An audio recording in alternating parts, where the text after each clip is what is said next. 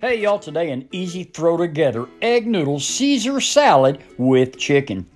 In a chilled bowl, add your romaine lettuce, your cooked egg noodles, either warmed or chilled, canned chicken breast, roughly grated Parmesan cheese, and Caesar dressing. You can either buy the store-bought or you can make it homemade. The link to that homemade recipe is listed right in the top of the screen that you see there. Next, just give it a toss, finalize it, and garnish with finely grated Parmesan cheese. Serve and enjoy.